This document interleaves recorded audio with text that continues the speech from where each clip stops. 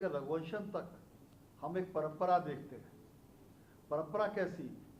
वहाँ जहाँ कालिदास ने कहा कि एक ऐसा महान प्रतापी वंश जन्मा जहाँ एक प्रतापी राजा से दूसरा प्रतापी राजा वैसे ही जन्म लेता था जैसे एक दिए से दूसरा दिया जलाया जाता है। बड़े लोग जो बातें कहते हैं उसे बात के बड़े लोग जस का तस स्वीकार करते हैं। और उत्तर प्रदेश सरकार ने मुख्यमंत्री जी के नेतृत्व में इस महत्वाकांक्षी योजना को किस तरह से पूरा किया, मैं उसकी 3 बानगियां दूंगा। पहले वह जो हिंदुस्तान ने किया, 1 अक्टूबर 2020 को हमने इसको शुरू किया। 160 दिन लगभग हो गए इसको करते हुए। 8000 से ज़्यादा इस पर हमने स्टोरीज प्रिंट की जो कि 5 करोड़ पाठकों तक मुसलसल तौर पर पहुंची।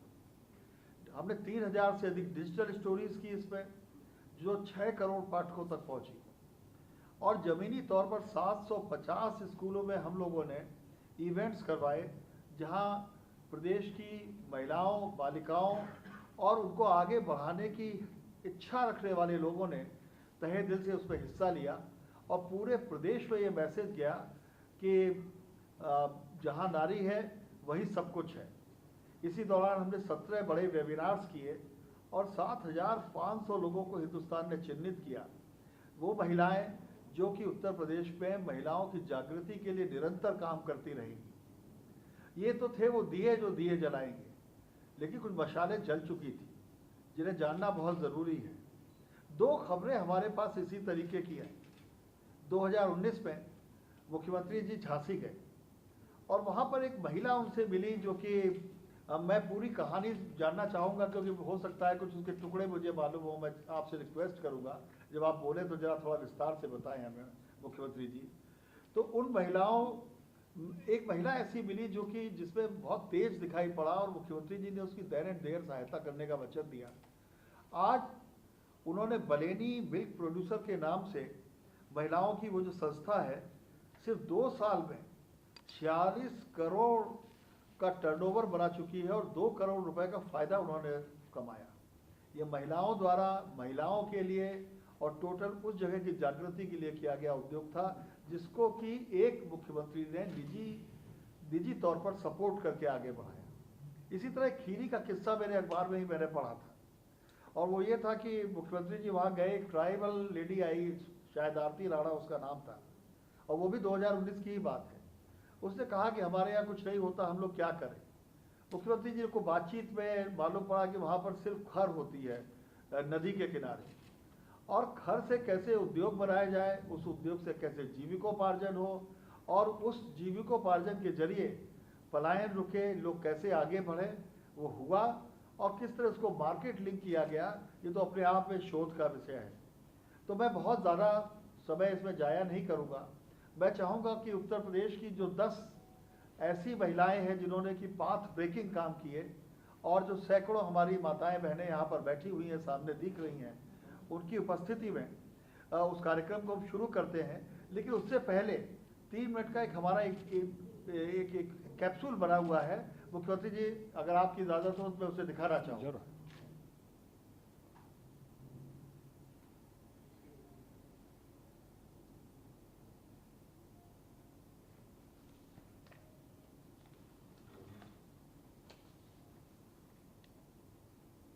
वॉल्यूम क्यों नहीं?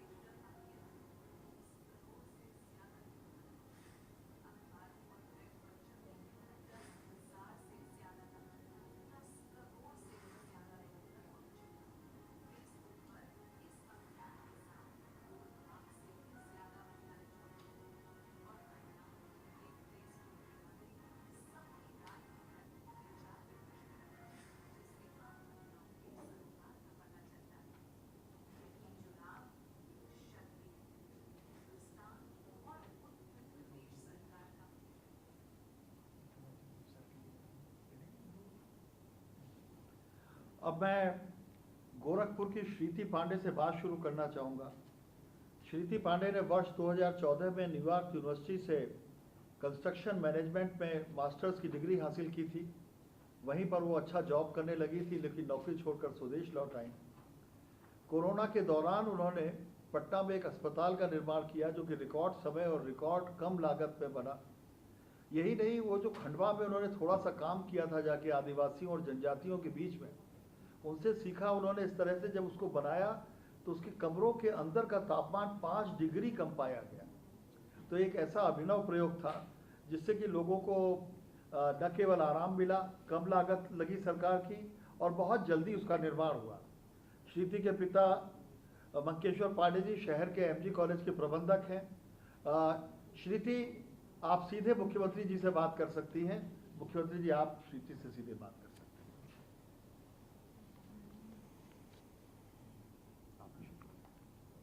हैं। श्रीति पांडे जी, गोरखपुर।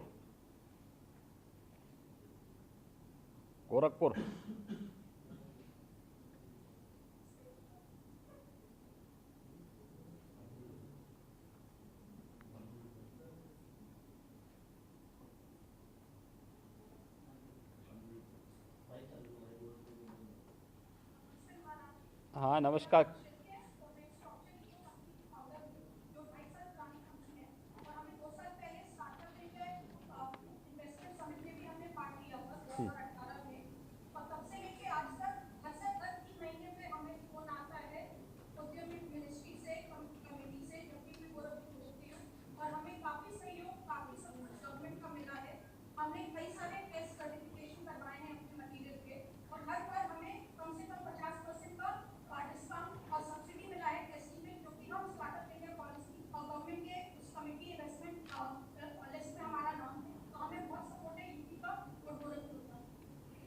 नहीं, आप ये बताइए, आपने कोरोना कालखंड में एक कंस्ट्रक्शन मैनेजमेंट के रूप में जो काम कोविड प्रबंधन में किया है, कैसा ये कार्य संभव हो पाया है, इसके बारे में आप कुछ बताएंगे? हमने 7,000 स्क्वायर फीट का Covid hospital doctor for you organisation के लिए मसाड़ी ब्लॉक पटना के पास बनाया था। ये मई जून जुलाई में पिछले साल जब कोविड में सब जगह लॉकडाउन हुआ तब बना था, जिसके लिए हमें यहाँ पे सही समय पे डीएम से सारी परमिशन मिली वहाँ ट्रैवल करने की, और हमने इससे हमारा मटीरियल जिसे हम बायो पैनल कहते हैं, जो पराली जो जलाई जाती है उसको कंप्रेस करके उसके पैनल बना के ड्राई कंस्ट्रक्शन किया जाता है, जिसमें कंक्रीट का पानी का कोई भी इस्तेमाल नहीं होता है, और ये 20% सस्ता और आधे समय में हमने 2 महीने में पूरा हॉस्पिटल पूरे सर्विस के साथ इलेक्ट्रिक प्लम्बिंग के साथ बना दिया, जिसमें 50 बेड के कोविड पेशेंट्स वहाँ पे पिछले साल से वहाँ पे अपनी हेल्थ फैसिलिटी पा रहे हैं। ये कार्य क्या महिला स्वयंसेवी समूहों के माध्यम से इसको व्यापक पैमाने पे करने में कुछ आप लोगों ने इस दिशा में कोई प्रयास प्रारंभ किया? सर, हम जल्दी यहाँ पे गोरखपुर में हम इसकी फैक्ट्री लगाना चाहते हैं, जहाँ पे हम महिलाएं और यहाँ के जो किसान हैं उनके साथ, क्योंकि जो ये पराली एरिया में किसान से मिलती है, तो हम किसान से ये पराली कलेक्ट करके उसको कंप्रेस करके उस फैक्ट्री में जो महिलाएं हैं उनको एम्प्लॉयमेंट दे के करना चाहते हैं, ताकि दोनों जगह पे फायदा हो और सस्ता ये मटेरियल बन सके। देखिए, अच्छा काम हो सकता है, बहुत अच्छा काम इस दिशा में प्रयास प्रारंभ किया जा सकता है। खासतौर पर महिला स्वयंसेवी समूह बहुत अच्छा काम इस दिशा में कर सकती हैं। देखिए, मैंने अभी जो हिंदुस्तान के प्रधान संपादक सम्मानीय श्री शशि शेखर जी जो बात कर रहे थे, जो परिचय दे रहे थे कि कैसे महिलाएं इस दिशा में बहुत बेहतर प्रयास कर सकती हैं, उसका एक उदाहरण झांसी का है। देखिए, आज से 2 वर्ष पहले मैं झांसी के दौरे पे गया था, तो हमारे एक विभाग ने वहाँ पे महिलाओं के लिए दुग्ध उत्पादन के फील्ड में कुछ कार्य करने के बारे में बात कही थी, और इस पर कार्य प्रारंभ हुआ। बलेनी मिल्क प्रोड्यूसर के नाम पर एक महिला स्वयंसेवी समूह खड़ा किया गया। आप आश्चर्य करेंगे कि पिछले 2 वर्ष के दौरान जो उसने प्रोग्रेस की है, बहुत अच्छी की है। आज इस समूह के साथ बड़े पैमाने पर महिलाएं जुड़ी हुई हैं और 1 वर्ष में ही इस समूह ने 46 करोड़ का टर्नओवर किया है और 2 करोड़ का नेट प्रॉफिट कमाया है। ग्रामीण क्षेत्र में या शहरी क्षेत्र में महिला स्वयंसेवी समूह को सरकार के द्वारा रिवॉल्विंग फंड उपलब्ध कराया जाता है अपने गतिविधियों को आगे बढ़ाने के लिए, और बाद में बैंकों से भी उनको जोड़ करके तमाम प्रकार की केंद्र और प्रदेश सरकार की योजनाओं के साथ जोड़ करके उनके स्वावलंबन का मार्ग आगे बढ़ाया जाता है। जो बात आपने की है, जैसे धान के पराली से लेकर के या फिर कोई भी कंस्ट्रक्शन के कार्य में रुचि लेने के मुद्दे को लेकर के भी, देखिए व्यापक संभावनाओं वाला क्षेत्र दोनों है। एक क्षेत्र तो ऐसा है जहाँ पे देखिए प्रदेश में भी और देश में भी एक बड़ी आबादी आज भी ऐसी है जिनके पास अपने लिए सुरक्षित और अच्छे मकान नहीं हैं। यद्यपि प्रधानमंत्री जी के कारण पिछले 6 वर्ष के दौरान लगभग 2.5 करोड़ लोगों को एक आवास उपलब्ध जरूर हुआ है, लेकिन उस सब के बावजूद एक बड़ा तबका ऐसा है कि जिसको आज भी एक सुरक्षित और अच्छे आवास की आवश्यकता महसूस होती है। हम आवास के क्षेत्र में ऐसा क्या काम कर सकते हैं कि जिससे शहरी क्षेत्रों से ये झोपड़पट्टी की समस्या का समाधान हो सके और साफ सुथरे और सुरक्षित आवास उन्हें उपलब्ध कराए जा सके। उस तकनीक को विकसित करने में आप लोग बहुत बड़ा योगदान दे सकते हैं, जिसे एफोर्डेबल हाउसिंग स्कीम आप कह सकते हैं। शासन भी इसमें बहुत सारा सब्सिडी देती है। इसमें बहुत सारे तरीके अपनाए जा सकते हैं। मुझे लगता है इसमें अगर आप लोग जो पराली को कंप्रेस करके जो तय कर रहे हैं, जो प्रोडक्ट आप तैयार कर रहे हैं, ये उसमें वाल का काम भी कर सकती है ईंट के रूप में, क्योंकि हमें आरसीसी का स्ट्रक्चर अगर खड़ा करना है तो उसकी दीवार के रूप में भी ये हो सकता है, क्योंकि फायर प्रूफ भी हो सकता है अगर हम उसमें थोड़ी भी प्रयास करेंगे। दूसरा, एनजीटी हमेशा परेशान करता है किसान को भी और अन्य लोगों को भी। इसमें भी आप लोग बहुत अच्छा प्रयास कर सकते हैं कि पराली की समस्या का समाधान, जो लोग आग लगा देते हैं तो खेती की उर्वरा शक्ति भी समाप्त होती है, लेकिन साथ साथ किसान को उसका लाभ भी नहीं मिल पाता है। तो अगर आप कहीं एक जगह से प्रयास प्रारंभ करेंगे तो मुझे लगता है कि उसके व्यापक लाभ होंगे। हाँ, आप जैसे इस क्षेत्र में प्रयास करने वाले जो आप लोग रुचि रखने वाले लोग हैं, इन लोगों को थोड़ा सा अपने स्तर पर प्रयास करना होगा, उसके बेहतर परिणाम भी आएंगे। और आपने इस कोविड के दौरान अच्छा प्रयास किया, इसके लिए हिंदुस्तान ने अपना हिंदी का जो है लीडिंग न्यूज़पेपर है, उसने आपके कार्य को सराहा है। मैं इसके लिए आपको बधाई देता हूं। आपके माताजी पिताजी को, आपके सभी सहयोगियों को भी हृदय से बधाई देता हूं, शुभकामनाएं देता हूं और विश्वास करता हूं कि आप लोग इस फील्ड में और बेहतर करने का प्रयास करेंगे। हमारी अगली महिला अचीवर हैं डॉक्टर मोनिका, इलाहाबाद से। आप मोतीलाल नेहरू मेडिकल कॉलेज में माइक्रोबायोलॉजी विभाग की अध्यक्ष हैं। इन्होंने कोरोना काल में प्रयागराज और उसके आसपास के जिलों में 5 लाख से अधिक नमूनों की RT-PCR जांच करने में प्रमुख भूमिका अदा की और 24 घंटे वो काम करती रहीं। 37 साल की छोटी सी उम्र में वे मिसाल बन गई हैं। उनका कोई सवाल नहीं है महाराज जी, वो आपसे बात करना चाहती हैं। आपके मोनिका जी प्रयागराज से।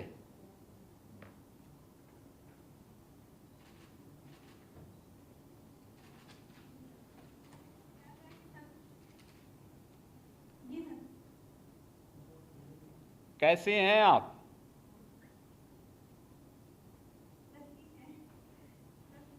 कोरोना की जांच हम प्रयागराज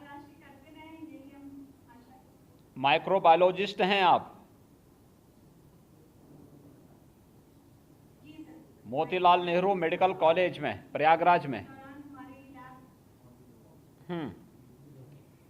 जी सर। कौन सी लेवल की लैब है आपके यहाँ मोतीलाल नेहरू में?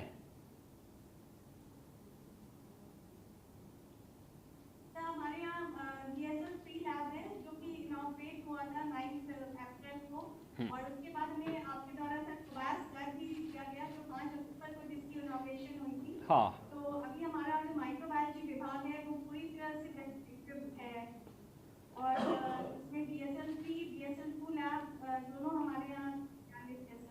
हाँ, प्रयागराज में तो हम लोगों ने अत्याधुनिक लैब बनाई थी कोरोना कालखंड के दौरान, जिससे RT-PCR की पर्याप्त संख्या में जांचें वहाँ हो सकें। इस समय भी जांचें चल रही हैं। सर हमारे यहाँ जी सर जांचें हमारे यहाँ चल रही हैं, जिसमें प्रयागराज की 2000 सैंपल्स की जांचें होती हैं, 1500 से 2000, और बाकी के डिस्ट्रिक्ट भी जैसे कौशाम्बी और मिर्जापुर इनके भी हमारे यहाँ जांचें होती हैं। और सर पहले तो हमारे यहाँ प्रतापगढ़ फतेहपुर इनके भी सैंपल्स आते थे, और अभी अब और लैब प्रयागराज हो गए हैं, तो इसलिए हमारे पास 3 डिस्ट्रिक्ट अटैच हैं इस टाइम पे। और सर ये सिर्फ और सिर्फ आपके और शासन की वजह से हुआ है, क्योंकि हमारी लैब पहले क्रियान्वित नहीं थी। पिछले साल लॉकडाउन में हमारे पास RT-PCR भी नहीं था जो हम ये जांच कर सके, और मैं 17 से 18 दिनों में, मतलब हमारी लैब 10 अप्रैल से क्रियान्वित की थी और जांच शुरू हुआ था, और हमें सारी इक्विपमेंट जो RT-PCR consumable items man power सब कुछ हमें दिया गया इन 17 से 18 दिनों में, और हमारी लैब शुरू हुई। तो सर हम इसके लिए बहुत बहुत धन्यवाद करना चाहते हैं माइक्रोबायोलॉजी विभाग की तरफ से। देखिए, सरकार के स्तर पर एक प्रयास किया गया। याद करिए, मार्च प्रथम सप्ताह में जब कोविड के पहले केसेस यूपी में आए थे 2020 में, तो ये मामले आगरा और गौतम बुद्ध नगर में आए थे। उस समय हमारे पास जांच की कोई सुविधा प्रदेश में नहीं थी। हम लोगों को उस समय दिल्ली जांच करने के लिए अपने यहाँ के जो भी सैंपल होते थे दिल्ली भेजने पड़ते थे। पहली लैब हम लोगों ने 23 मार्च को KGMU में प्रारंभ किया था, और KGMU में जब हम लोगों ने प्रारंभ किया तो मात्र 72 टेस्ट एक दिन में हो पाए थे। 24 घंटे में 72 जांचें हो पाई थी, और आज हम लोग 2 लाख टेस्ट प्रतिदिन करने की क्षमता प्रदेश के अंदर विकसित कर चुके हैं, और इसमें सरकार का पैसा बहुत कम लगा है। हमने जन सहयोग से CSR से जो राशि हमें प्राप्त हुई थी उस राशि का उपयोग इसमें ज़्यादा किया है। देखिए, प्रयास करने से सब कुछ हो जाता है, लेकिन हम लोगों ने केवल लैब ही स्थापित नहीं की, एक साथ सारे प्रयास हमारे चलते रहे। जैसे हमने एक तरफ लैब स्थापित की, लेकिन लैब स्थापित करने की कार्रवाई हमारी चली रही थी। इस दौरान आपने देखा होगा कि हम लोग मैन पावर की ट्रेनिंग भी करा रहे थे, क्योंकि इतने बड़े पैमाने पर इतनी बड़ी महामारी से तो हम पहली बार जूझ रहे थे। इसलिए लैब टेक्नीशियन, माइक्रोबायोलॉजिस्ट कहाँ से आएंगे, लैब टेक्नीशियन कहाँ से आएंगे, और हमें लार्ज स्केल में 24 करोड़ जनता को ध्यान में रख करके अपने कार्यक्रम को आगे बढ़ाना था। तो ये सभी चीज़ प्रयास करने से आगे बढ़े हैं। देखिए, अब आप लोगों की जिम्मेदारी बनती है कि जो BSL 3 लैब आपके यहाँ स्थापित हुई है, और हम लोगों ने प्रयागराज में तो अत्याधुनिक मशीनें भी उपलब्ध कराई हैं। सभी अत्याधुनिक वहाँ पे जो इक्विपमेंट हैं वे सभी उपलब्ध कराए गए हैं। हमारा प्रयास होना चाहिए कि हमें फ्यूचर की प्लानिंग अभी से करनी चाहिए, केवल कोविड का ही नहीं। अगर फ्यूचर में कोई ऐसा वायरस अगर अटैक करता है तो उसकी पहचान समय पे करना, फिर उसके लिए आवश्यक सावधानी बरतने की तैयारी के साथ ही उपचार के लिए क्या हम इसकी व्यवस्था कर सकते हैं, इस पर भी एक प्रयास अगर हमारे स्तर पर हो सके तो मुझे लगता है कि आप जैसे माइक्रोबायोलॉजिस्ट जो इस फील्ड में काम कर रहे हैं, रुचि लेते हैं, अन्य इस फील्ड के विशेषज्ञों के साथ मिल करके एक ठोस प्रयास प्रारंभ होने चाहिए, क्योंकि आप लोगों का जो प्रयास प्रारंभ होगा, इस प्रयास के बहुत अच्छे परिणाम मानव जाति के भविष्य के लिए हो सकते हैं। अन्यथा कोविड जैसी महामारी आम जनजीवन को कैसे प्रभावित करती है और कैसी व्यवस्था को और अर्थव्यवस्था दोनों को प्रभावित करती है, ये पिछले 1 वर्ष के दौरान हम सब ने महसूस किया होगा। हम सबको आभारी होना चाहिए प्रधानमंत्री मोदी जी का कि जिन्होंने बेहतरीन कोविड प्रबंधन के फील्ड में लोगों को गाइड करते हुए, उन्हें नेतृत्व देते हुए देश को कोरोना से न केवल बचाया है बल्कि भारत की अर्थव्यवस्था को पूर्व की भांति फिर से तेज़ी के साथ आगे बढ़ाने का काम किया है। एक बेहतरीन प्रयास हुआ है। आप लोगों ने प्रयागराज में और उसके आसपास के क्षेत्र में जो काम किया है, देखिए हिंदुस्तान ने इसको नज़दीक से महसूस किया। अगर समाचार पत्र किसी यानी मीडिया ग्रुप अगर किसी के अच्छे कार्य को पॉजिटिव तरीके से ले रहा है तो ये एक बड़ी उपलब्धि होती है। मैं इसके लिए आपको और आपकी पूरी टीम को हृदय से बधाई देता हूँ, शुभकामनाएं देता हूँ। धन्यवाद। हमारी अगली महिला अचीवर हैं वाराणसी से डॉक्टर नंदिता शास्त्री। आप वेद वर्मज्ञ हैं, संस्कृत की विद्वान हैं, पाणिनि कन्या महाविद्यालय की प्राचार्य हैं और स्त्री शिक्षा के लिए अधिकारों में इनका प्रशंसनीय कार्य किया है। दुनिया भर में इनकी पहल की चर्चा है। महाविद्यालय में ये सिर्फ शास्त्र ही नहीं पढ़ाती बल्कि महिलाओं को शस्त्र की शिक्षा भी देती हैं और शस्त्र और शास्त्र की जो संस्कार पूर्ण एक महिला होनी चाहिए उसका यहाँ सृजन होता है। नंदिता जी, आप मुख्यमंत्री जी से बात कर सकती हैं। हाँ, डॉक्टर नंदिता शास्त्री जी काशी से।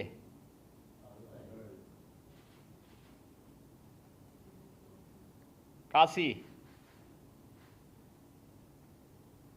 नंदिता जी।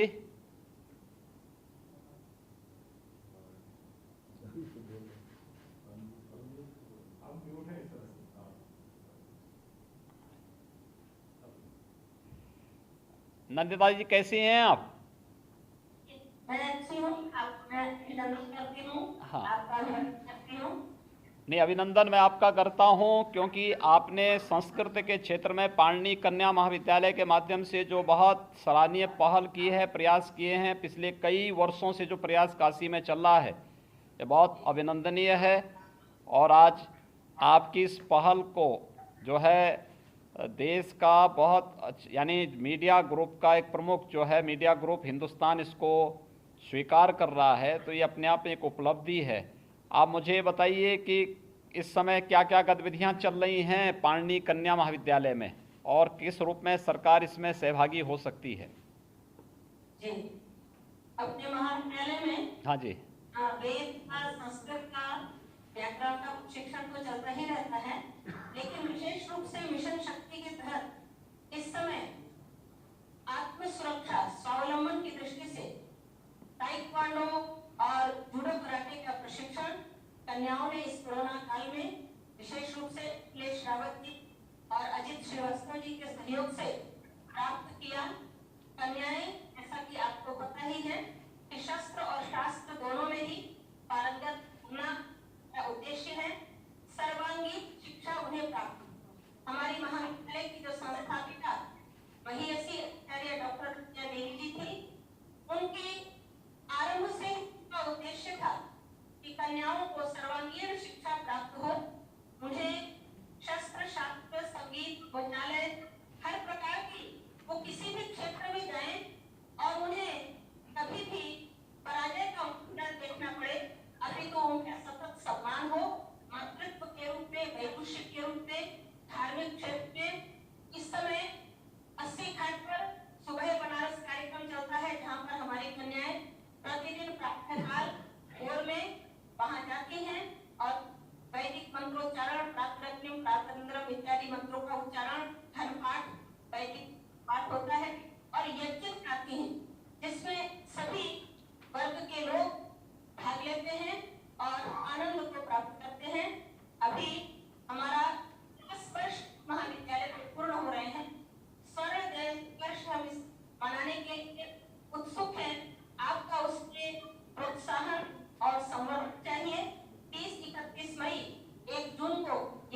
कार्यक्रम आयोजित है, मैं अभी से आपको सादर आमंत्रित करना चाहती हूँ कि आपके सहयोग से आपका जो संस्कृति के प्रति, भारतीयता के प्रति, वैदिक उत्थान के प्रति जो हमारे अपनी सरकार का विशेष रूप से लगाव है और योगदान है, आपके आने से वहां पर एक संदेश जाएगा कि किस प्रकार से आप अपनी इस संस्कृति के उत्थान में महिलाओं को सशक्त बना रहे हैं, उनका प्रोत्साहन कर रहे हैं। देखिए, मैं नंदिता जी आपके संस्था में मैं एक बार बहुत पहले आ भी चुका हूँ। मुझे याद है। नहीं, आप ही ने मुझे बुलाया था तो इसलिए दूसरा मैं उस कार्यक्रम में तो पहुंचूंगा ही, लेकिन उसमें आपको याद होगा कि इस बार हमने उत्तर प्रदेश शासन के बजट में एक विशेष व्यवस्था की है और मुझे लगता है कि आपके संस्था के लिए भी वह बहुत उपयोगी हो सकता है। हम लोगों ने 2 चीज़ें उसमें की हैं कि एक तो संस्कृत पढ़ने वाले बालक या बालिका हो, उनको गुरुकुल पद्धति से उनके व्यवस्था के लिए सरकार उस पर सहयोग करेगी और मुझे लगता है कि पाणिनी कन्या महाविद्यालय की जो हमारी बच्चियां हैं, इन लोगों के लिए बहुत उपयोगी हो सकता है। इस दिशा में एक प्रयास प्रारंभ करना चाहिए। दूसरा, उसमें जो है जो कार्य आप लोग कर रहे हैं अच्छा है। बालक और बालिका दोनों को एक अनुशासन के दायरे में रह करके शस्त्र और शास्त्र दोनों में पारंगत होना अच्छा है, उसकी ट्रेनिंग होनी चाहिए और विधिवत उसको आगे बढ़ाया जाना चाहिए जीवन के एक अनुशासन को मानते हुए। अच्छा कार्य आप लोग कर रही हैं, आपको और आपकी इस पूरी संस्था को मेरी बधाई और शुभकामनाएं। लेकिन अच्छा होगा कि वहाँ की बच्चियाँ जो हैं कुछ वेद मंत्रों का वाचन कर सकें तो पूरा हिंदुस्तान इसको जो है देख सके। अवश्य, मेरे साथ 2 कन्याएं हैं, वो आपके सामने एक ध्यान पाठ प्रस्तुत करेंगी थोड़ी देर।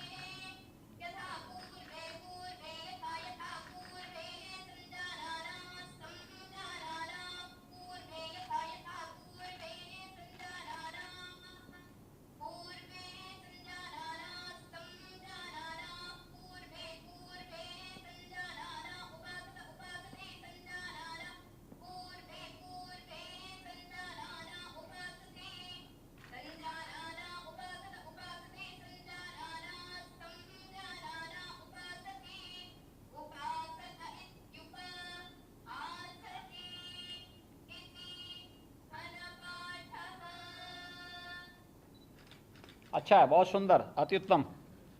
बधाई की पात्र हैं डॉक्टर नंदिता शास्त्री। आप यह बिल्कुल जिस परंपरा का आपने पालन किया और जिस तरह से बच्चियों ने गाया उसे रोकते खड़े हो गए।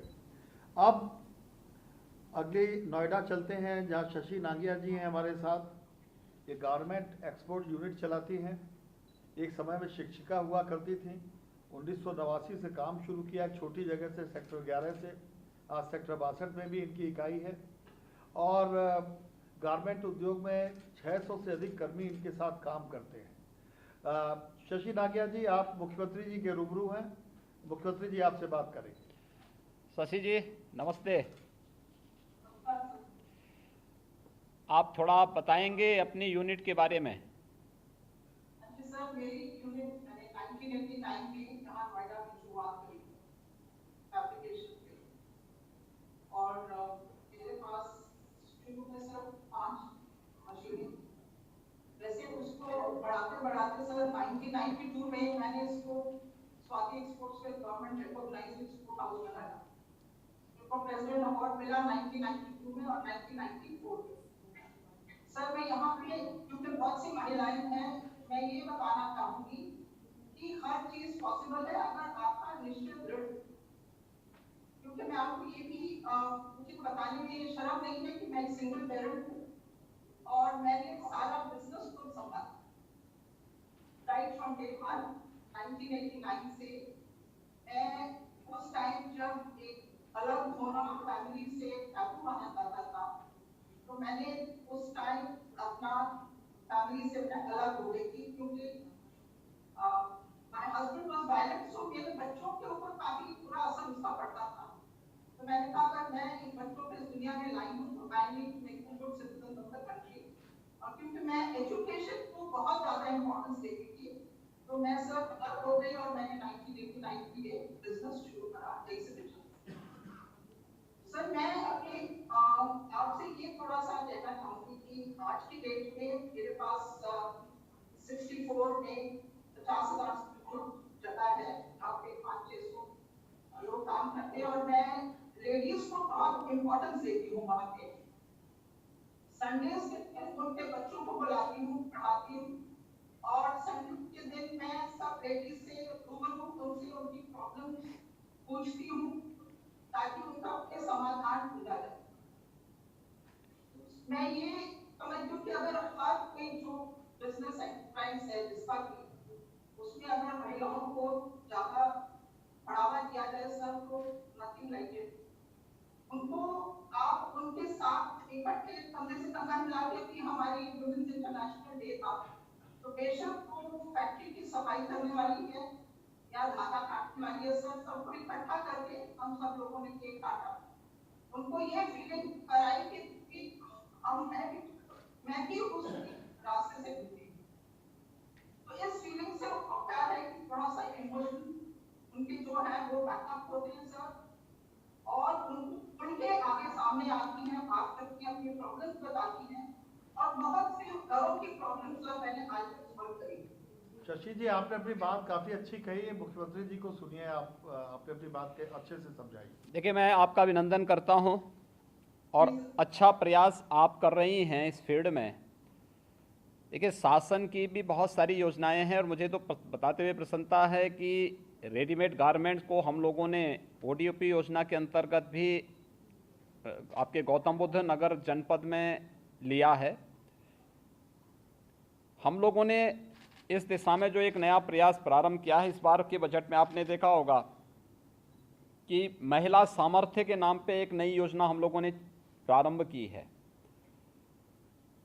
जो महिलाएं इस फील्ड में कार्य करने के इच्छुक हैं, मुझे लगता है कि उनके लिए मंच देना, उस प्रकार का एक व्यवस्था देना, हर एक महिला इस दिशा में कार्य नहीं प्रारंभ कर सकती। उनको आप जैसी महिलाएं जब गाइड करेंगी, उनको सही रास्ता दिखाएंगी, कार्य का चयन कैसे होना है इस फील्ड में बताएंगे, तो आप बेहतरीन प्रदर्शन कर सकती हैं।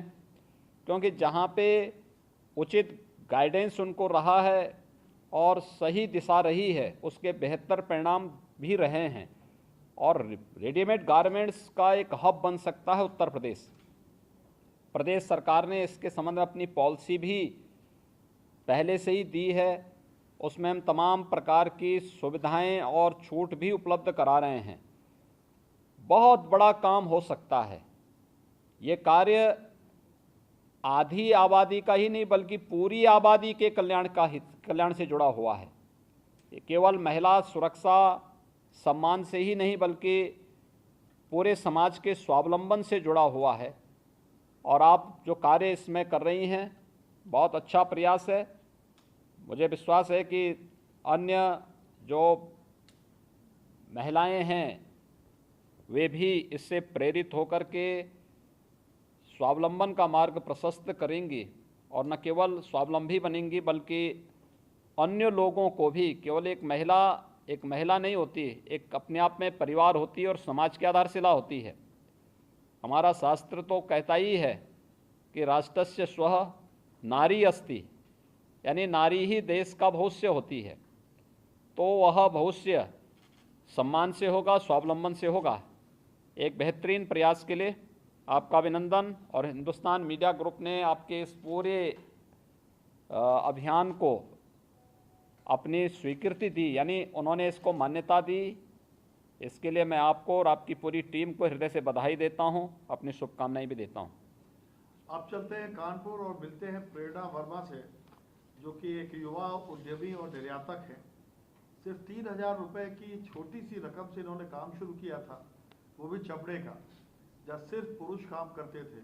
और पुरुषों के भयंकर तब दबदबे वाले इस प्रोफेशन में उन्होंने अपना दखल बनाया। अपने हौसलों से आज ये 32 देशों में इनकी पहुंच है। प्रेरणा वर्मा जी, आप मुख्यमंत्री जी के रूबरू हैं और जितनी यहाँ पर महिलाएं उसमें सबसे कम उम्र की शायद आप ही हैं। प्रेरणा जी कैसे हैं आप?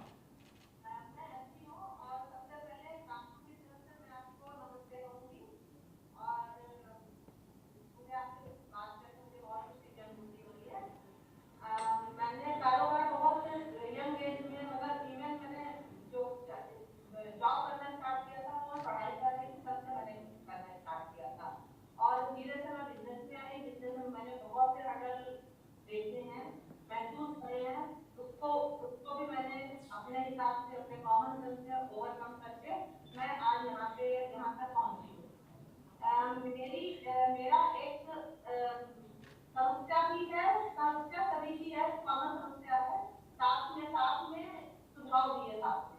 जैसे 1090 एक हेल्पलाइन नंबर है और 112 एक हेल्पलाइन नंबर है जिससे हम सभी को लाभ मिलता है। उसी तरीके से क्या ये पॉसिबल है कि उत्तर प्रदेश सरकार या भारत सरकार हम लोग के लिए जो कारोबार करना चाहती है या इवन चाहते नहीं है वो उस तरीके की काउंसलिंग के लिए हेल्पलाइन नंबर चालू करे? क्योंकि जब मैंने स्टार्ट किया था बिजनेस उस समय क्या अभी भी ऐसा होता है कि हम सब कुछ करना चाहते हैं लेकिन हमारे पास प्रोजेक्ट भी होते हैं लेकिन हमें पता ही नहीं होता है कि हमें स्टार्ट कहाँ से करना है। तो अगर इस तरीके की हेल्पलाइन स्टार्ट होती है तो हम सभी लोगों को उससे लाभ मिलेगा। साथ ही साथ जो ये आत्मनिर्भर भारत है, मेक इन इंडिया है, उसमें भी उसको उन योजनाओं पे भी काम कार्य करने को। ठीक है प्रेरणा जी, आपकी बात समझ ली मुख्यमंत्री जी ने। अब आप उनको सुनिए, बहुत लोग हैं अभी लाइन में।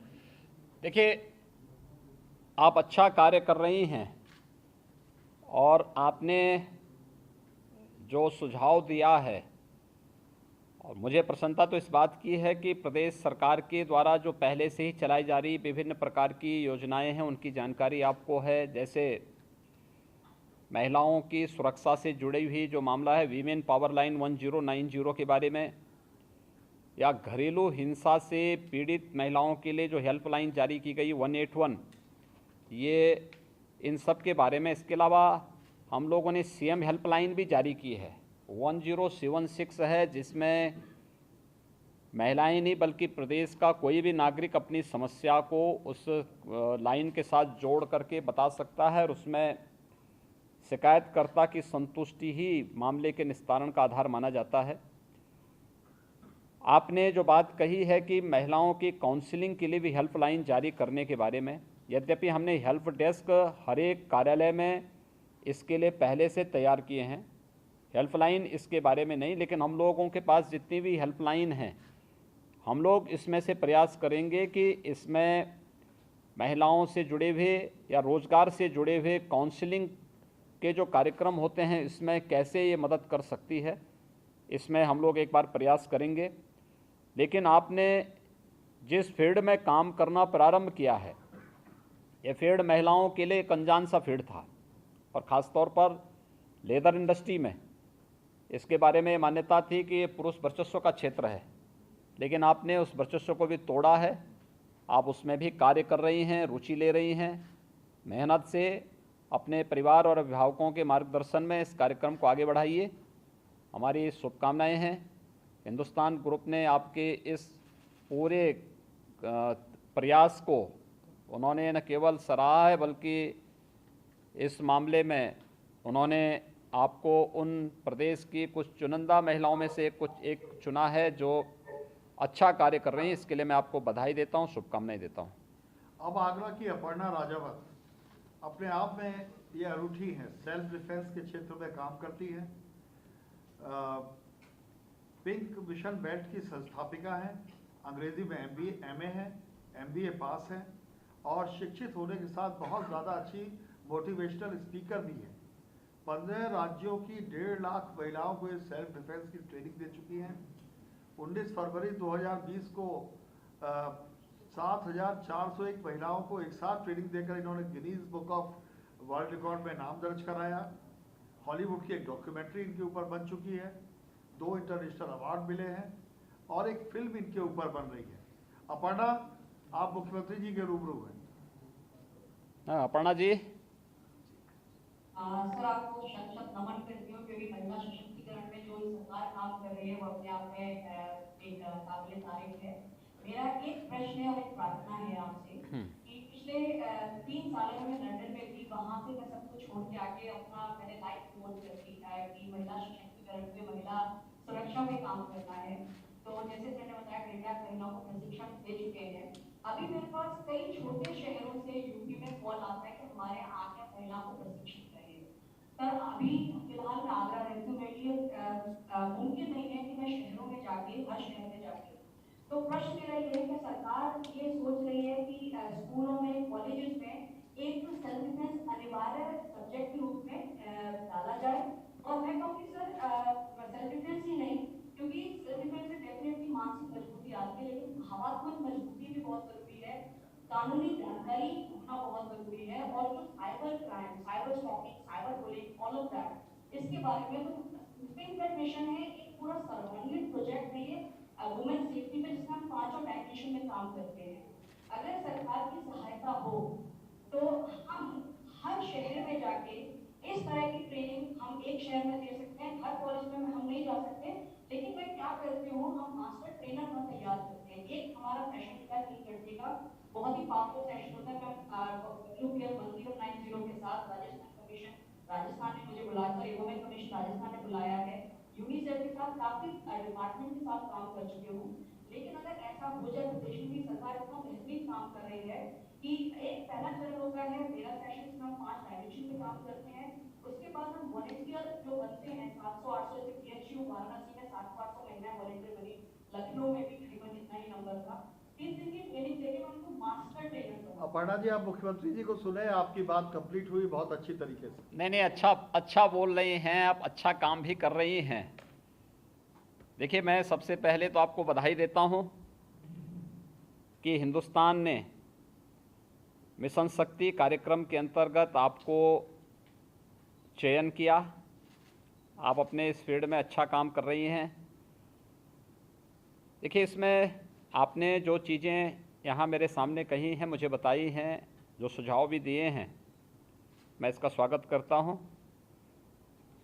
मिशन शक्ति के पहले चरण में हम लोगों ने जब ये कार्यक्रम प्रारंभ किया था, तो उसमें पहले चरण में आपको याद होगा कि हम लोगों ने शारदीय नवरात्रि से 2020 में कार्यक्रम प्रारंभ किया था। उस समय हम लोगों ने 1535 थाने जो प्रदेश में हैं, इन सभी थानों में, और 350 तहसीलें हैं, इन सभी तहसीलों में महिला हेल्प डेस्क की स्थापना की थी। इस बार अभी हम लोगों ने 8 मार्च को, जिस दिन अंतर्राष्ट्रीय महिला दिवस का कार्यक्रम था, तो इस दिन हम लोगों ने जो आयोजन किए थे, उसमें जो आपकी चिंता है, उसी चिंता के निवारण के लिए रेंज स्तर पर यानी कमिश्नरी स्तर पर पहले चरण में एक थाना केवल महिलाओं से जुड़ी हुई जो साइबर क्राइम है उसके लिए एक डेडिकेटेड थाना वहाँ पे हम लोगों ने स्थापित करने की कार्रवाई की है।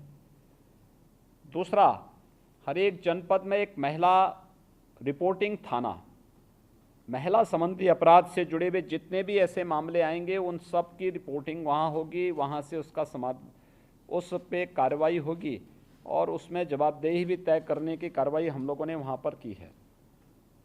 ये महिलाओं की सुरक्षा से जुड़े हुए या उनसे जुड़े हुए जो अपराध होते हैं उन सब पर शासन स्तर पर कार्रवाई एक तो ये हुआ है। दूसरा, जितने भी हेल्पलाइन है 1090, 181, 1076, 102, इन सब को इंटीग्रेट करके ये 112, इन सब को एक साथ इंटीग्रेट करके ये व्यवस्था दी गई है कि कहीं भी अगर कोई व्यक्ति या कोई महिला सहायता के लिए पुकारता है तो अगर एक लाइन नहीं काम कर पा रही है तो दूसरी लाइन से, दूसरी नहीं तो तीसरी, कहीं ना कहीं से उसको सहायता उपलब्ध हो जाए, जो नज़दीक है वहाँ पर वो सहायता लेकर के पहुँच जाए।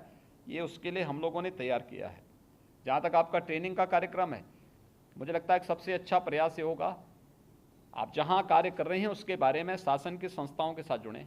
मास्टर ट्रेनर अगर एक बार आप तैयार कर लें और बाद में आपकी मॉनिटरिंग हो, आप तो मॉनिटरिंग के आधार बहुत अच्छे ढंग से हम लोग ऑनलाइन भी इसको उस ट्रेनिंग को देख सकते हैं, चेक कर सकते हैं।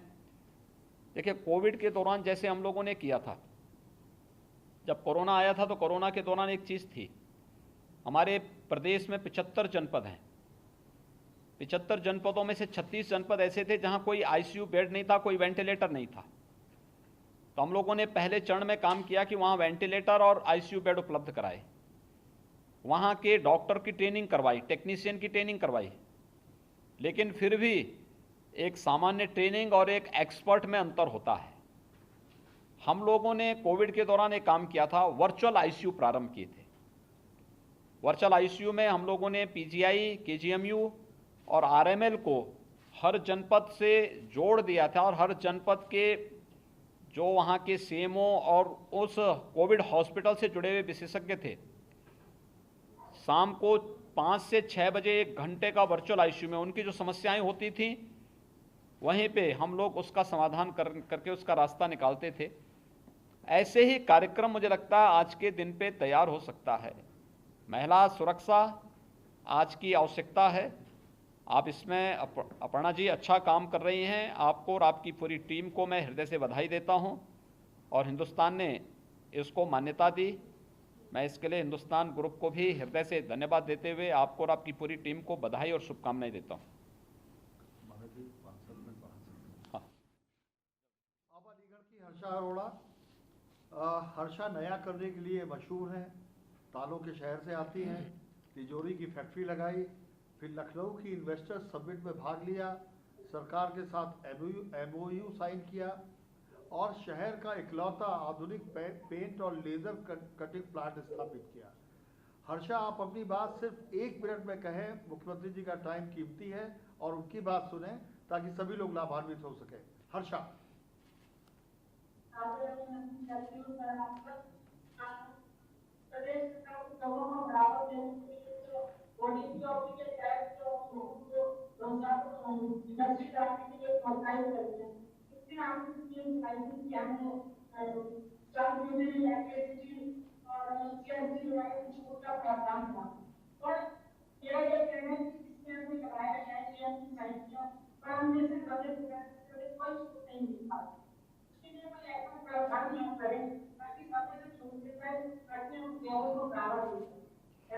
हर्षा जी, आपने जो बात मेरे ध्यान में लाई है वह उसके लिए मैं आपको धन्यवाद देता हूं और मैं सबसे पहले तो अभिनंदन करता हूं आपका और आप जैसे उन बहनों का जो अपने पैरों पे खड़े होकर के इस फील्ड में भी अपनी धमक को दिखा रही हैं, क्योंकि ये हमारे लिए बहुत महत्वपूर्ण है। हम लोगों का ये मानना है कि अगर नारी अपने पैरों पर खड़ी हो जाए तो पूरा समाज अपने आप ही बहुत तेज़ी के साथ दौड़ता हुआ दिखाई देगा। आपने जिस समस्या की ओर मेरा ध्यान आकर्षित किया है मैं स्वयं ही उसमें प्रयास कर रहा हूं और मैं इस बारे में संबंधित विभागों को भी आवश्यक निर्देश जारी करूंगा और जो भी शासन स्तर पर सहयोग, सब्सिडी या इंसेंटिव वगैरह मिलने हैं हर निवेशक को हम लोग उसमें पूरी तत्परता के साथ उसको आगे बढ़ाने का कार्य करेंगे। आपको और आपकी पूरी टीम को हृदय से बधाई और शुभकामनाएं। अब बरेली की गीता शर्मा हॉकी खिलाड़ी रही हैं। 1985 में पहली बार भारत के लिए खेली। मलेशिया में 1992 में एशिया कप में भारतीय टीम का हिस्सा थी।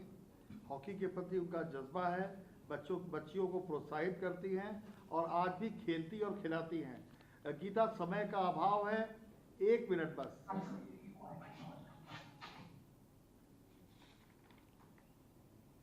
आदरणीय मुख्यमंत्री जी को मेरा सादर प्रणाम।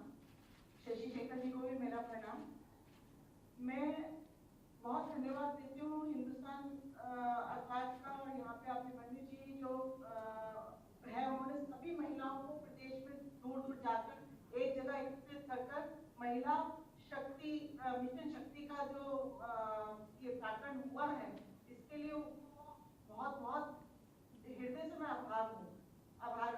मैं ये कहना चाहती हूँ, हम जो हॉकी टीम, मैं हॉकी की खिलाड़ी हूँ, इसलिए हॉकी की बात करूंगी। जो हमारे प्रदेश में हमारी रोजगार की व्यवस्था सिर्फ एक रेलवे ही है जो हॉकी टीम बनाती है और रोजगार देती है खिलाड़ियों को। अदर गेम जो है उन सबको तो हर जगह मिल जाता है, लेकिन टीम गेम को हर जगह रोजगार नहीं मिल रहा है। जैसे कि इलेक्ट्रिसिटी बोर्ड हो गया, रोडवेज हो गया, इन सब में एक टीम हुआ करती थी, वो भी पुरुषों की। अगर साथ में इसमें महिला की टीम भी बनने लग जाए, पोस्टल डिपार्टमेंट है और अदर कई विभाग ऐसे हैं जिसमें खेल की खिलाड़ियों की भर्ती हुआ करती थी। महिलाओं तो दूर की बात है, पुरुषों की टीम भी धीरे धीरे खत्म होती जा रही है। ठीक है गीता, आपकी बात पहुंच गई मुख्यमंत्री जी तक। जी गीता जी, मैं आपका अभिनंदन करता हूं कि आप तो अंतर्राष्ट्रीय हॉकी खिलाड़ी रही हैं और अनेक बहन और बेटियों के लिए आप बहुत बड़ी प्रेरणा बन सकती हैं, बनी भी हैं और बन भी सकती हैं। आपने जिस मुद्दे की ओर ध्यान आकर्षित किया है, मैंने स्वयं ही सभी विभागों से इस बारे में कहा कि जितने भी हमारे खिलाड़ी हैं, अंतर्राष्ट्रीय खिलाड़ी हैं, राष्ट्रीय स्तर पर खिलाड़ी हैं या रीजनल स्तर पर भी खेलते हैं, उनके समायोजन और फिर उनके लिए उस प्रकार का एक मंच उपलब्ध कराइए जिससे वह अन्यों को इस फील्ड में आगे बढ़ा सकें। वैसे भी प्रधानमंत्री जी ने खेलो इंडिया खेलों के माध्यम से खेलों को प्रोत्साहित करने के लिए एक बहुत बड़ा अभियान प्रारंभ किया है। आपने जो भावना व्यक्त की है, हम जरूर आप देखेंगे कि प्रदेश के अंदर महिला खिलाड़ियों की एक टीम अलग से हम खड़ा करेंगे। यद्यपि है, हम लोग हर प्रकार का प्रोत्साहन देते हैं। यहाँ पे रानी लक्ष्मीबाई पुरस्कार हम इसी फील्ड में देते हैं। तो सा किसी भी अंतर्राष्ट्रीय उसमें आप लोग जब हॉकी की अंतर्राष्ट्रीय उसमें गए होंगे तो उस समय पुरस्कार की राशि बहुत कम होती थी। आज के समय में तो ओलंपिक में मेडल लेके आने पर हम लोग 6 करोड़ रुपए की राशि टीम को भी देते हैं और इंडिविजुअल प्राइज भी दे रहे हैं। कॉमनवेल्थ या एशियन गेम वाले जो खिलाड़ी होते हैं उनको भी हम अच्छी हैंडसम राशि पुरस्कार के रूप में उपलब्ध करवा रहे हैं और उन सभी खिलाड़ियों को भी हम लोग जो है शासन के स्तर पर अलग अलग विभागों में समायोजन करने या उन्हें वहाँ पे सर्विस की सुविधा भी उपलब्ध करा रहे हैं। यूपी पुलिस के अलावा हमारे अन्य तमाम विभाग हैं उसमें भी करवाएंगे। लेकिन आपने जो ये बात कही है कि यूपी रोडवेज में या फिर गवर्नमेंट से जुड़ी हुई जो विभिन्न विभाग हैं उनकी अपनी टीमें हुआ करती थी, इलेक्ट्रिसिटी बोर्ड की भी हुआ करती थी, हम उसमें भी प्रयास करेंगे कि ये चीज़ें फिर से पुनर्जीवित हों और हमारे अच्छे नए खिलाड़ियों को एक मंच मिले और वहाँ से वह उसका प्रचार प्रसार करने के साथ साथ उसका प्रतिनिधित्व भी करें और उसमें अपने कैरियर को भी आगे बढ़ा सकें। आपको और आपकी पूरी टीम को बहुत बहुत बधाई, धन्यवाद। अंत में लेकिन सबसे खास मुरादाबाद की तैयबा खातून।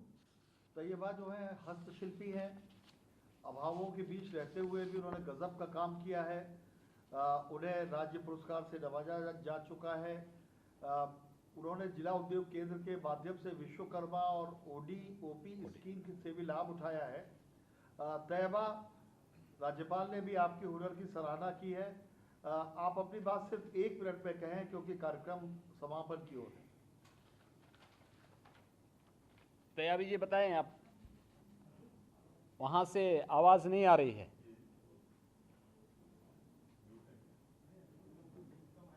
माइक ऑन करिए, माइक ऑन करिए।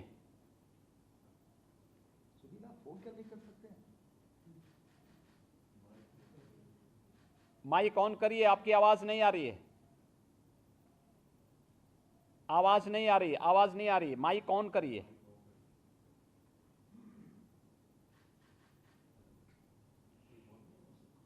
हमारी आवाज सुनाई दे रही है वहां पे?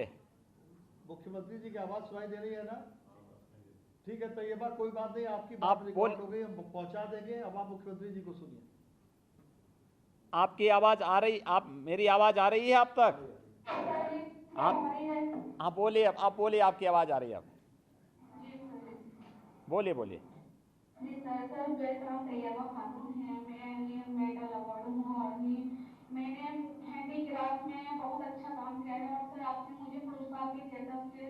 और सर मैं कहना चाहती हूँ कि ऑफिस से जो मुझे सारे सेंटर मिलते हैं सर, उससे मुझे बहुत ज़्यादा फायदा मिलती है और मैंने बहुत बड़ों को सिखाया भी है सर, घर घर जाकर भी सिखाया है। और मैं ये कहना चाहती हूँ और ये की बहुत सारी योजनाएं हमें मिलती रहे तो सर हमारे लिए बहुत ही अच्छा हो। आप प्लीज ये कुछ सोचिए। जरूर। तैयबा खातून जी, मैं आपको हृदय से अभिनंदन करता हूं कि हिंदुस्तान ने आपके हस्तशिल्प को स्वीकारा है और आप इस बात को जानती हैं कि हमने वन डिस्ट्रिक्ट वन प्रोडक्ट के अंतर्गत जहां पर परंपरागत जो उद्यम थे उसको प्रोत्साहित करने का काम के लिए ये योजना प्रारंभ की है, वहीं विश्वकर्मा श्रम सम्मान योजना को परंपरागत जो हमारी कारीगरी थी, हस्तशिल्प थी, इसको प्रोत्साहन करने के एक मंच के रूप में भी स्वीकारा है। और इसके लिए टूल किट उपलब्ध कराने का कार्य, ट्रेनिंग देने का कार्य या फिर उन्हें बैंकों के साथ और वित्तीय संस्थाओं के साथ जोड़ने का काम, उनके माध्यम से फिर उन्हें सब्सिडी आदि देने का काम भी इसीलिए किया जाता है जिससे हम परंपरागत हस्तशिल्प को भी, कारीगरी को भी और उद्यमशीलता को भी प्रोत्साहित कर सकें, उसे आगे बढ़ा सकें। आपने मुरादाबाद में रह कर के इस कार्य को आगे बढ़ाया है। आपको भी और इस प्रकार से जुड़ी हुई उन सभी बहनों को मैं हृदय से बधाई देता हूं जो इस फील्ड में बेहतरीन कार्य कर रही हैं, अच्छा प्रयास कर रही हैं। निश्चिंत होकर के काम करिए, सरकार पूरी तरह मदद करेगी आप लोगों की। एक महिला रह गई, उन्होंने अपना हाथ उठाया। अनीता राणा चाइल्ड लाइन की हेल्पलाइन चलाती हैं और मेरठ से काली नदी के प्रदूषण पर उन्होंने बहुत काम किया, हिंडन नदी पर काम किया। इनके स्वर्गीय पति अनिल राणा बहुत ज़्यादा काम करते थे पर्यावरण पर, हम सारे लोग उनको जानते थे। और पर्यावरण के अलावा बच्चों के लिए इन्होंने जो काम किया उससे सैकड़ों बच्चों का जीवन बचा। अनीता राणा 1 मिनट में अपनी बात पूरी करें, हम कार्यक्रम को बढ़ा चुके हैं ऑलरेडी, सिर्फ 1 मिनट में प्लीज। माननीय मुख्यमंत्री को मेरा नमस्कार। और सर्वप्रथम मैं अपने मुख्यमंत्री जी को बहुत सारी बधाई दूंगी कि आपके द्वारा जो मिशन शक्ति कार्यक्रम पूरे राज्य में चलाया जा रहा है उसमें मेरठ में भी हिंदुस्तान के प्रधानमंत्री 5 मिनट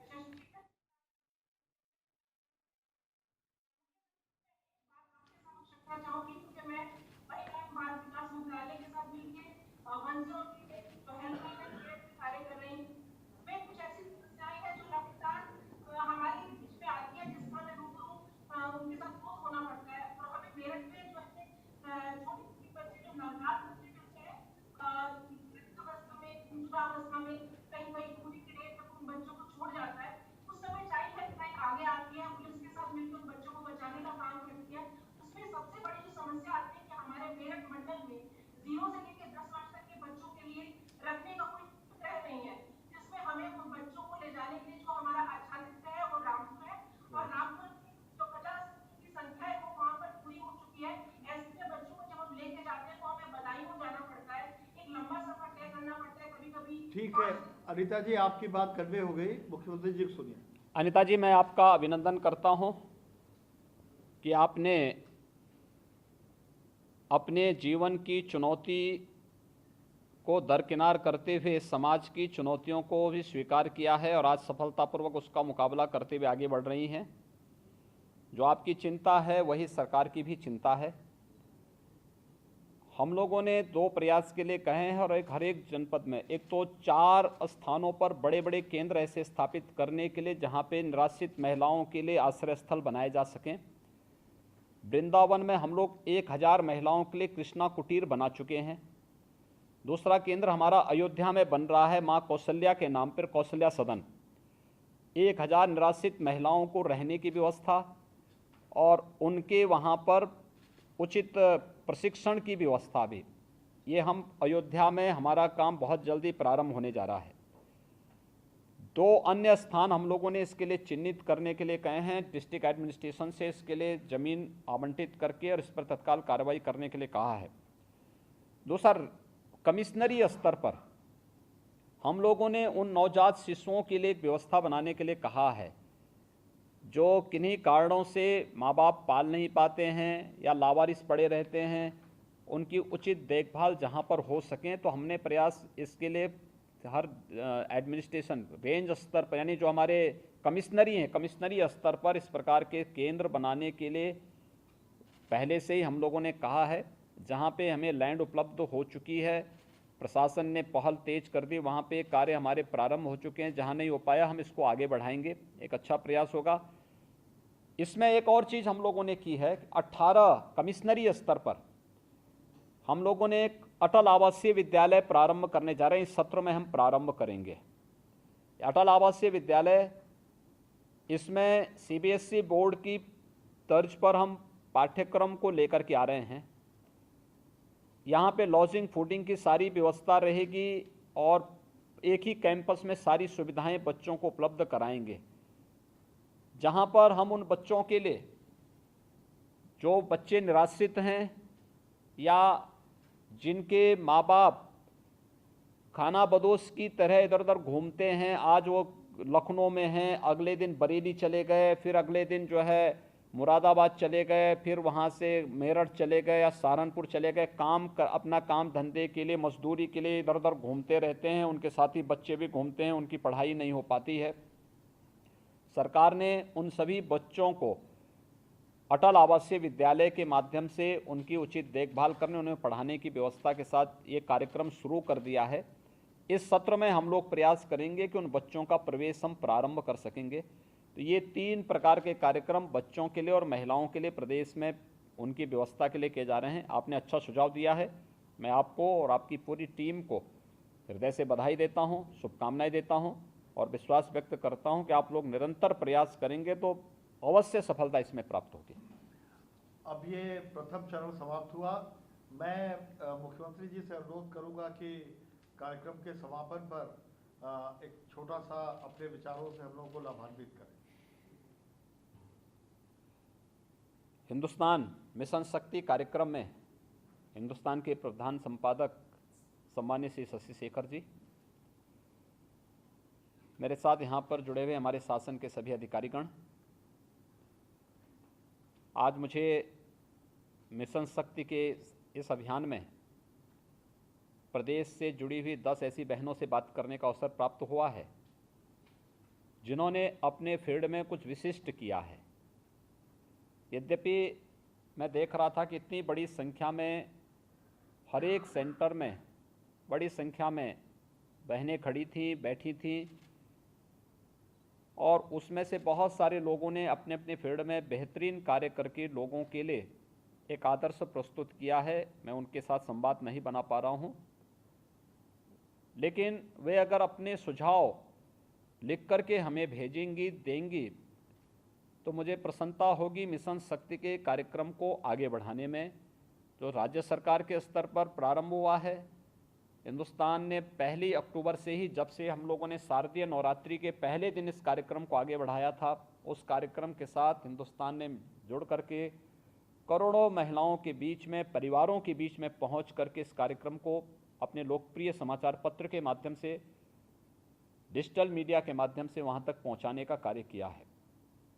मेरा ये मानना है मिशन शक्ति के कार्यक्रम में जो हमारी सबसे बड़ी चुनौती है वह बाह्य तो है ही, लेकिन आंतरिक भी है। और बाह्य और आंतरिक दोनों प्रकार की चुनौतियों से एक साथ हमें जूझना पड़ेगा। इसके लिए जागरूकता बहुत आवश्यक होती है। देखिए, हमारे पूर्वज एक बात कहा करते थे कि बीमारी के उपचार से महत्वपूर्ण बचाव होता है और बचाव के लिए जागरूकता बहुत महत्वपूर्ण होती है। अगर हम समय से जागरूक करके समाज को इतना तैयार कर लें कि कहीं भी इस प्रकार की दुष्प्रवृत्ति पनपने ही न पाए, जो बहन बेटियों की सुरक्षा के लिए, उनके सम्मान के लिए या उनके स्वावलंबन के मार्ग में आड़े आती हो, तो मेरा मानना है कि अपने आप मिशन शक्ति अपने लक्ष्य को प्राप्त कर सकता है। और इसीलिए प्रदेश सरकार ने जो प्रयास प्रारंभ किए, इस सामूहिक प्रयास का परिणाम है कि आज प्रदेश के अंदर पहले से ही जो तमाम प्रकार की हेल्पलाइन चल रही हैं, 1090 वीमेन पावर लाइन, अगर बाहरी संकट किसी महिला पर कहीं आता है, उनके सुरक्षा के सामने एक संकट है, तो इस पे कॉल करेंगे, आपको हेल्प मिलेगी।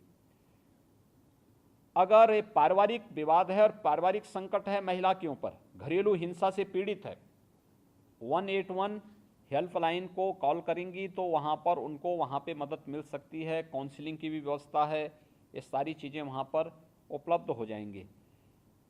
किसी व्यक्ति के सामने प्रदेश के अंदर संकट है, उसको कोई विवाद है, कोई सरकारी कार्यालय उसकी सुनवाई नहीं कर रहा है, 1076 ये हम लोगों ने सीएम हेल्पलाइन प्रारंभ की है प्रदेश के अंदर, जिसके माध्यम से समस्याओं के समाधान के लिए, और इसको मुख्यमंत्री कार्यालय स्वयं भी इस पूरे मामले की मॉनिटरिंग करता है और इसमें जवाबदेही भी तय होती है। जिस थाने की सर्वाधिक शिकायतें होती हैं वहाँ पूछा जाता है, क्वालिटी के साथ उनका निस्तारण हुआ है कि नहीं हुआ है, इसमें फिर जवाबदेही तय की जाती है। जिस तहसील से जुड़ी हुई, जिस कार्यालय से जुड़ी हुई, जिस विभाग से जुड़ी हुई समस्याएं होती हैं, प्रत्येक की जवाबदेही उसमें तय होती है। ऐसे ही और भी तमाम योजनाएं शासन की हैं, जिसके यूपी 112 है, ये हमारी पीआरबी सेवा है, लेकिन इसमें लोग सहायता के लिए कॉल भी करते हैं। ये सभी इंटीग्रेटेड हैं, आपस में एक दूसरे के साथ जुड़ी हुई है।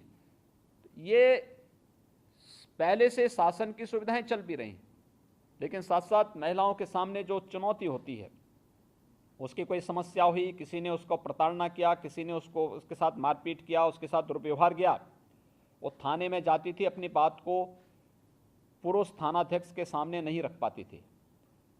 आप याद करिए, जब हमारी सरकार आई थी तो हम लोगों ने पहले एंटी रोमियो स्क्वाड का गठन करके प्रदेश में एक व्यापक अभियान चलाया। फिर हम भर्ती कर रहे थे पुलिस में, तो मैंने इस बात को कहा 20% महिलाओं की भर्ती करिए। व्यापक पैमाने पे महिला, आज के दिन पे हमारे पास सब इंस्पेक्टर भी हैं, महिला कांस्टेबल भी हैं, और बहुत बड़े पैमाने पे हम लोगों ने भर्तियां की। फिर ये बात सामने आती थी कि वहाँ जाने के बाद भी उनकी बात को पुरुषों के सामने, अगर एक महिला बैठी हुई है और 2 पुरुष या 4 पुरुष बैठे हैं, उनके सामने कोई महिला अपनी बात को कैसे रखेगी। तो हम लोगों ने हर थाना और हर तहसील में व्यवस्था की कि वहाँ पर जाएंगी तो महिला पहले अपने हेल्प डेस्क में बैठेगी, वहीं पे महिला अधिकारी उसके साथ बातचीत करेगी, वहीं पर उनकी समस्या सुनेगी, वहीं पे उनकी एप्लीकेशन वहाँ पे लिखे जाएंगे, वहीं पर उसका समाधान का रास्ता भी निकलेगा। तहसीलों में भी ये व्यवस्था की गई। इसके अलावा प्रदेश सरकार ने जो कुछ अन्य कदम उठाए, अभी जो बात सामने आई थी कि महिलाओं से संबंधित जितने भी साइबर अपराध होते हैं, इसके लिए हम लोगों ने रेंज स्तर पर, यानी कमिश्नरी स्तर पर एक थाना, पहले से ही इस पर हम लोगों ने अभी से 8 मार्च से इसको आगे बढ़ा दिया है कि एक थाना केवल स्पेशली इसी मामले को देखेगा। महिलाओं से जुड़ी हुई अन्य जो उनकी शिकायतें होती थी, हर जनपद में एक रिपोर्टिंग थाना जो महिलाओं से जुड़े हुए मामले में रिपोर्ट करने और उस पर कार्रवाई करने के लिए अधिकृत होगा, उस पर आगे कार्रवाई को आगे बढ़ाएगा। ये सभी चीज़ें उसी कार्यक्रम को आगे बढ़ाने के साथ ही था। और एक बहुत बड़ा कार्य जो हम लोगों ने इस बार प्रारंभ किया है, आप सब जानते हैं कि आदरणीय प्रधानमंत्री जी ने गाँव में, अगर आप जाएंगे, गाँव में से जुड़ी भी बहुत सारी बहनें होंगी, वहाँ पर वो इस बात को जानती हैं कि जिस ज़मीन पे उनका मकान बना है वह ज़मीन उनके नाम पे नहीं होता है, क्योंकि वो आबादी की ज़मीन होती जो किसी के नाम पे नहीं होती है। अब प्रधानमंत्री जी ने देश के अंदर एक स्वामित्व योजना प्रारंभ की है। गाँव हो या शहर हो, पुराने समय के जो मकान बने हैं, जहाँ पे जिसका मकान बना होगा, सर्वे उसका हो रहा है, और सर्वे से उस मकान का मालिक, जिसका मकान बना है, उसको हम उसका मालिक बनाएंगे। हमने प्रदेश के अंदर ये व्यवस्था की है कि महिला सखातेदार बने। अगर पुरुष का नाम होगा तो परिवार की महिला का नाम भी उस खाते के साथ जुड़ेगा, यानी महिला को भी जमीन का स्वामित्व का लाभ मिलेगा। और प्रदेश के अंदर हम लोगों ने बड़ी संख्या में अब तक 2 लाख से अधिक महिलाओं को इस प्रकार की मालिक जमीन के स्वामित्व योजना का लाभ दिया है। हर एक गांव, हर एक शहर में सर्वे के काम चल रहे हैं, ड्रोन से सारे सर्वे हो रहे हैं। कोई लेखपाल कानून को नहीं करेगा, ड्रोन से सारे सर्वे हो रहे हैं। तकनीक से जोड़ करके हम सारी कार्रवाई को आगे बढ़ा रहे हैं। तो एक बड़ा कार्य ये भी इसमें है। और भी बहुत सारी योजनाएं हैं। महिला स्वयंसेवी समूह को हम लोगों ने गांव में पीडीएस पब्लिक डिस्ट्रीब्यूशन सिस्टम था, इसमें कोटे की दुकान का विवाद होता था, आपस में मारकाट होती थी। हम लोगों ने व्यवस्था की कि जहां भी विवाद खड़ा होगा वहां पे उस दुकान को हम सीधे महिला स्वयंसेवी समूह को देंगे। महिला स्वयंसेवी समूह ही प्रदेश के अंदर राशन की दुकानों का संचालन करेंगे। बाल और पुष्टाहार में शिकायतें आती थीं, हमने इस बात को भी महिला स्वयंसेवी समूह को हम लोगों ने देने की कार्रवाई प्रारंभ कर दी है और बड़े पैमाने पर इस कार्य को आगे बढ़ाया जा रहा है। ये कार्य प्रदेश के अंदर तेजी के साथ आगे बढ़ाने की कार्रवाई का हिस्सा है। इस बार हम लोगों ने महिला सामर्थ्य के नाम पर एक योजना प्रारंभ की है। महिला सामर्थ्य का मतलब जो मैंने आपको बताया है कि बलेनी मिल्क प्रोड्यूसर झांसी ने जो कार्य किया, 1 वर्ष में ही 46 करोड़ का दूध बेच डाला और 2 करोड़ का नेट प्रॉफिट कमाया। इस प्रकार के समूह कमिश्नरी स्तर पर, डिस्ट्रिक्ट स्तर पर अन्य भी खड़े हों, जिससे अधिक से अधिक महिलाएं, महिला स्वयंसेवी समूह इस दिशा में आगे बढ़ सकें और कार्य कर सकें और स्वावलंबन की ओर अग्रसर हो सकें। ये मिशन शक्ति का कार्यक्रम ही सुरक्षा से जुड़ा है, सम्मान से जुड़ा हुआ है और स्वावलंबन से जुड़ा हुआ है। जब सुरक्षा होगी, सम्मान होगा, स्वावलंबन होगा तो महिला और नारी की सशक्तिकरण का मार्ग अपने आप प्रशस्त हो जाएगा। और मैं आप सबसे यही नम्र अनुरोध करूंगा कि महिला संबंधी जो अपराध हैं, जो चाहे वह घरेलू हिंसा हो या बाहर का हो, हमें उस अपराध के प्रति मौन नहीं रहना है।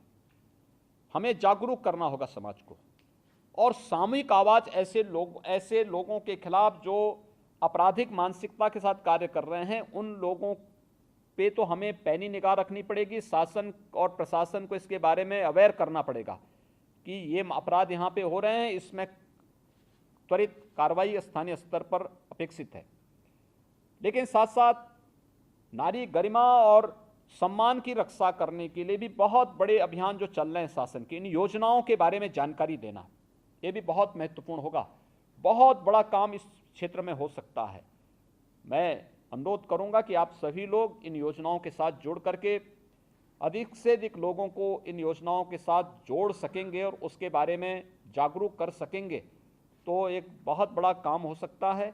मैं एक बार फिर से लोकप्रिय हिंदी दैनिक हिंदुस्तान के प्रधान संपादक सम्मानीय श्री शशि शेखर जी को और उनकी पूरी टीम को हृदय से धन्यवाद दूंगा कि मिशन शक्ति के कार्यक्रम के साथ जुड़ करके उन्होंने नारी सुरक्षा, सम्मान और स्वावलंबन के कार्यक्रम को आगे बढ़ाने में मदद की और आज प्रदेश के अंदर मुझे संवाद का एक अवसर दिया है।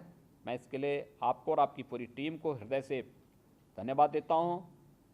जिन बहनों ने बहुत अच्छा काम इस फील्ड में किया है, उन सबको मैं हृदय से बधाई देता हूं, अपनी शुभकामनाएं देता हूं और इस बात के लिए आश्वस्त करता हूं कि सरकार आपकी सुरक्षा के लिए, आपके सम्मान के लिए, आपके स्वावलंबन के लिए और सशक्तिकरण के लिए पूरी प्रतिबद्धता के साथ कार्य करेगी।